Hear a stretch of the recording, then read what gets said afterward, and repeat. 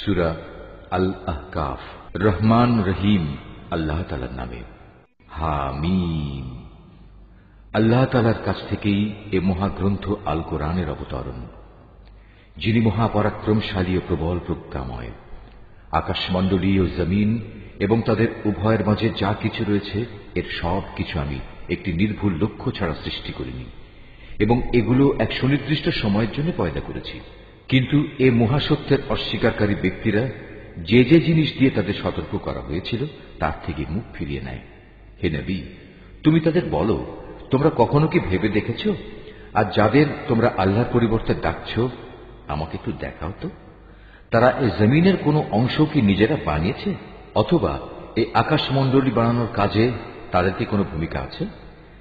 এর আগের কেতাবপত্র কিংবা সে সূত্র ধরে চলে আসা জ্ঞানের অন্য কোনো অবশিষ্ট প্রমাণ যদি তোমাদের হাতে মজুদ থাকে, তাহলে তাও এনে আমার কাছে হাজির করো, যদি তোমরা সত্যবাদী হও। তার চেয়ে বেশি বিভ্রান্ত আর কে হতে পারে, যে আল্লাহ তাআলাকে বাদ দিয়ে এমন কাউকে ডাকে যে কিয়ামত পর্যন্ত ডাকলেও তার ডাকে সাড়া দিতে পারবে না। তারা তো তাদের ভক্তদের ডাক থেকে সম্পূর্ণ বেখবর। যখন গোটা মানব জাতিকে জড়ো করা হবে, তখন এরা তাদের দুশমনে পরিণত হয়ে যাবে এবং এরা তাদের ইবাদতও সম্পূর্ণ অস্বীকার করবে। যখন এদের কাছে আমার সুস্পষ্ট আয়াতসমূহ পড়ে শোনানো হয়, তখন কাফেররা সে সত্য সম্পর্কে বলে, যা তখন তাদের সামনে এসে গেছে, এটা হচ্ছে সুস্পষ্ট জাদু। তারা কি একথা বলতে চায় সে রাসূল নিজেই তা বানিয়ে নিয়েছে? তুমি তাদের বলো, হ্যাঁ সত্যি, যদি এমন কিছু আমি আল্লাহর নামে বানিয়ে পেশ করি, তাহলে আল্লাহর ক্রোধ থেকে আমার বাঁচানোর জন্য তোমরা তো কোনো ক্ষমতাই রাখো না। আল্লাহ তাআলা ভালো করে জানেন তোমরা এ ব্যাপারে কি কি কথা নিজেরা বানিয়ে বানিয়ে বলছো, এবং তোমাদেরও আমার মাঝে কে কথা বানাচ্ছে। এ কথা সাক্ষ্য দেওয়ার জন্য আমারও তোমাদের মাঝে আল্লাহ তাআলাই যথেষ্ট। আল্লাহ তাআলা একান্ত ক্ষমাশীল ও পরম দয়ালু। তুমি বলো, রাসূলদের মাঝে আমি তো নতুন নই, আমি এও জানি না আমার সাথে কি ধরনের আচরণ করা হবে এবং তোমাদের সাথেই বা কি ব্যবহার করা হবে।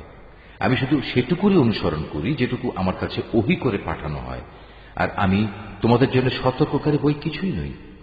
তুমি আরো বলো, তোমরা কি কখনো এই কথা ভেবে দেখেছ, এই মহাগ্রন্থটা যদি আল্লাহর কাছ থেকে নাজিল হয়ে থাকে এবং তোমরা তা অস্বীকার করো, তাহলে এর পরিণাম কি হবে? অথচ এ ধরনের এক ব্যাপারে বনী ইসরায়েলের একজন সাক্ষী সেখানে সাক্ষ্য প্রদান করে তার উপর ঈমান এনেছে।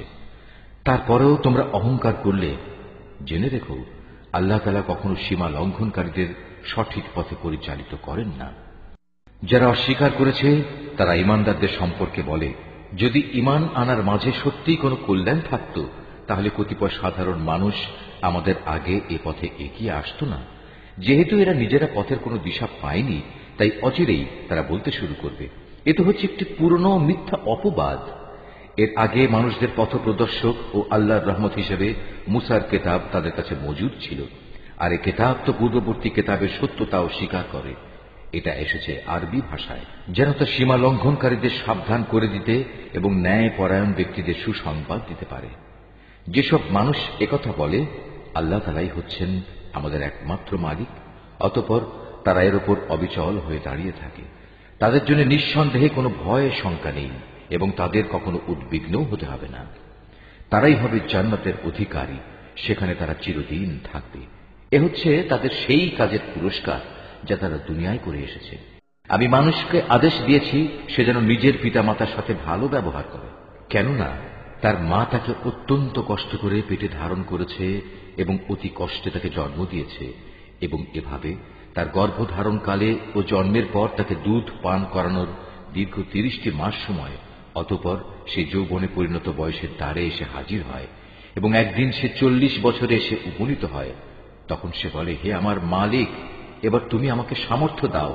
তুমি আমার উপর শুরু থেকে যেসব অনুগ্রহ করে এসেছ এবং আমার পিতা মাতার উপর যে অনুগ্রহ তুমি করেছ, আমি যেন এর কৃতজ্ঞতা আদায় করতে পারি। সর্বোপরি আমি যেন এমন সব ভালো কাজ করতে পারি যার ফলে তুমি আমার উপর সন্তুষ্ট হবে। আমার সন্তান সন্ততিদের মাঝেও তুমি সংশোধন এনে দাও। অবশ্যই আমি তোমার দিকে ফিরে আসছি, আমি তো তোমার অনুগত বান্দাদেরই একজন। মূলত এরাই হচ্ছে সে মানুষ যারা দুনিয়ায় যেসব ভালো কাজ করে তা আমি যথাযথভাবে গ্রহণ করি, আর তাদের মন্দ কাজগুলো আমি উপেক্ষা করি। এরাই হবে সেদিন জান্নাতবাসীদের অন্তর্ভুক্ত।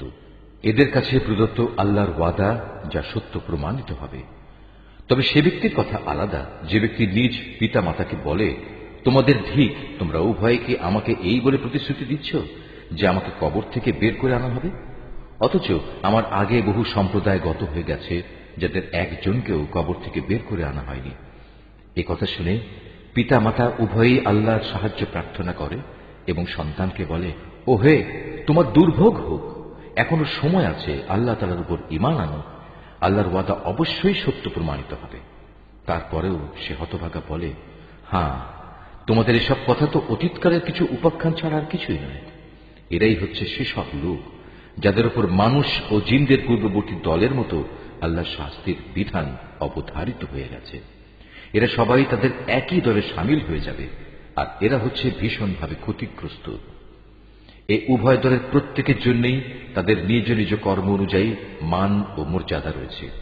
এভাবেই আল্লাহ তাআলা তাদের কাজের যথার্থ বিনিময় দেবেন, আর তাদের উপর কোন রকম অবিচার করা হবে না।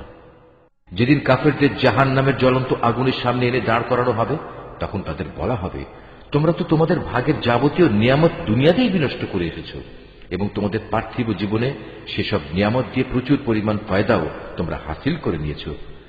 আজ তো তোমাদের জন্য রয়েছে এক চরম অপমানকর আযাব, আর তা হচ্ছে আল্লাহর জমিনে অন্যায়ভাবে ঔদ্ধত্য প্রকাশ করা এবং আল্লাহর সাথে তোমাদের বিদ্রোহমূলক কাজের শাস্তি।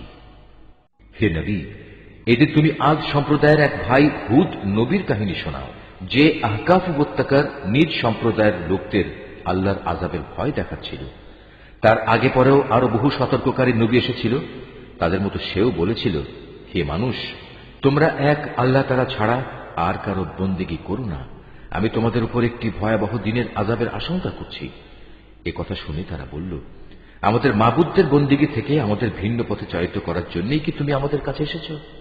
যাও, যদি তুমি সত্যবাদী হয়ে থাকো তাহলে সেই আযাব নিয়ে এসো যার প্রতিশ্রুতি তুমি আমাদের দিচ্ছ।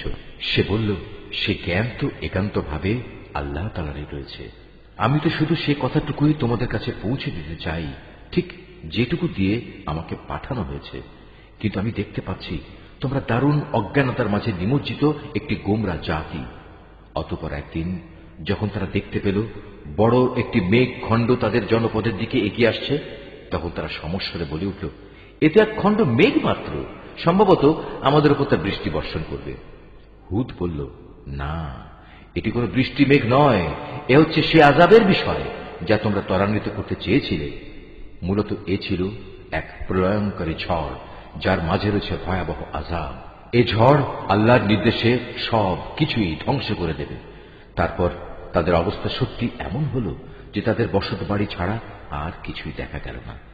আমি এভাবেই অপরাধী জাতিসমূহকে তাদের কৃতকর্মের প্রতিফল দিয়ে থাকি। এই জমিনে প্রতিষ্ঠা লাভের জন্য তাদের যা যা আমি দিয়েছিলাম তা অনেক কিছুই তোমাদের দেইনি। শোনার জন্য আমি তাদের কান, দেখার জন্য চোখ ও অনুধাবনের জন্য হৃদয় দিয়ে রেখেছিলাম, কিন্তু তাদের সে কান, চোখ ও হৃদয় তাদের কোনোই কাজে আসেনি, কারণ তারা আল্লাহ তাআলার আয়াতসমূহকে অস্বীকার করতেই থাকল, যে আযাবের বিষয় নিয়ে তারা হাসি তামাশা করত। একদিন সত্যি সত্যি তা তাদের উপর এসে পড়ল। তোমাদের চারপাশের আরো অনেকগুলো জনপদকে আমি একই কারণে ধ্বংস করে দিয়েছি। আমি বারবার ওদের কাছে আমার নিদর্শনসমূহ বর্ণনা করেছি যেন তারা আমার দিকে ফিরে আসে। তারা কেন সেদিন তাদের সাহায্য করতে পারল না, যাদের তারা আল্লাহকে বাদ দিয়ে নৈকট্য হাসিলের জন্য মাবুদ বানিয়ে নিয়েছিল? বরং আযাব দেখে তারাও তাদের ছেড়ে উধাও হয়ে গেল। মূলত এ হচ্ছে তাদের আল্লাহ তাআলা সম্পর্কে মিথ্যা ও যাবতীয় অলীক ধারণার পরিণাম। একবার যখন একদল জিনকে আমি তোমার কাছে পাঠিয়েছিলাম, তারা তোমার কোরআন পাঠ শুনছিল, তখন তারা সে স্থানে উপনীত হল। তখন তারা বলতে লাগলো, সবাই চুপ হয়ে যাও। অতঃপর যখন কোরআন পাঠের কাজ শেষ হয়ে গেল, তখন তারা এক একজন নিজের সম্প্রদায়ের কাছে আল্লাহর আযাব থেকে সতর্ককারী হিসেবে ফিরে গেল। তারা বলল, হে আমাদের জাতি, আজ আমরা এমন এক গ্রন্থ ও তার তেলাওয়াত শুনে এসেছি যা মুসার পরে নাজিল করা হয়েছে। এই গ্রন্থ আগের পাঠানো সব গ্রন্থের সত্যতা স্বীকার করে। এই গ্রন্থটি সবাইকে সত্য ও সঠিক পথের দিকে পরিচালিত করে। হে আমাদের জাতি, তোমরা সবাই মিলে আল্লাহর পথে আহ্বানকারীর এ ডাকে সাড়া দাও এবং তার রসুলের উপর ঈমান আনো। তাহলে আল্লাহ তাআলা তোমাদের যাবতীয় গুনাহ খাতা ক্ষমা করে দেবেন এবং তোমাদের কঠিন আযাব থেকে মুক্তি দেবেন। আর তোমাদের মাঝে যদি কেউ আল্লাহর পথের এই আহ্বানকারীর ডাকে সাড়া না দেয়, তবে তার জানা উচিত এই জমিনে আল্লাহকে ব্যর্থ করে দেওয়ার কোন রকম ক্ষমতাই সে রাখে না, বরং এই আচরণের জন্য সে আল্লাহর কাছে তার কোনই সাহায্যকারী পাবে না। এ ধরনের লোকেরা তো সুস্পষ্ট গুমরাহিতে নিমজ্জিত। এই লোকগুলো কি এটা বুঝতে পারে না যে মহান আল্লাহ তাআলা আসমান সমূহ জমিন বানিয়েছেন এবং এ সব কিছু সৃষ্টি যাকে সামান্যতম ক্লান্ত করতে পারেনি? তিনি কি একবার মরে গেলে মানুষকে পুনরায় জীবন দান করতে সম্পূর্ণ সক্ষম নন? হ্যাঁ, অবশ্যই তিনি সব কিছুর উপর ক্ষমতাবান। সেসব কাফেরদের যখন জ্বলন্ত আগুনের সামনে দাঁড় করানো হবে, তখন তাদের বলা হবে, আমার এই প্রতিশ্রুতি কি সত্য ছিল? তারা বলবে, হ্যাঁ, আমাদের মালিকের শপথ, এটা অবশ্যই সত্য। অতঃপর তাদের বলা হবে, এবার তোমরা শাস্তি উপভোগ করো, এবং এ হচ্ছে সে আযাব যা তোমরা অস্বীকার করতে। হে নবী, তুমি ধৈর্য ধারণ করো, ঠিক যেমন করে ধৈর্য ধারণ করেছিল আমার দৃঢ় প্রতিষ্ঠিত সাহসী নবীরা। এই নির্বোধ ব্যক্তিদের ব্যাপারে তুমি কখনো তাড়াহুড়ো করো না। যেদিন সত্যিই তারা সেই আযাব নিজেদের সামনে দেখতে পাবে যার ওয়াদা তাদের কাছে করা হয়েছিল, তখন তাদের অবস্থা হবে এমন যেন দুনিয়ায় তারা দিনের সামান্য একটি মুহূর্ত সময় অতিবাহিত করে এসেছে। মূলত এটি একটি ঘোষণা মাত্র। এই ঘোষণা যারা প্রত্যাখ্যান করেছে তাদের ছাড়া আর কাউকে সেদিন ধ্বংস করা হবে না।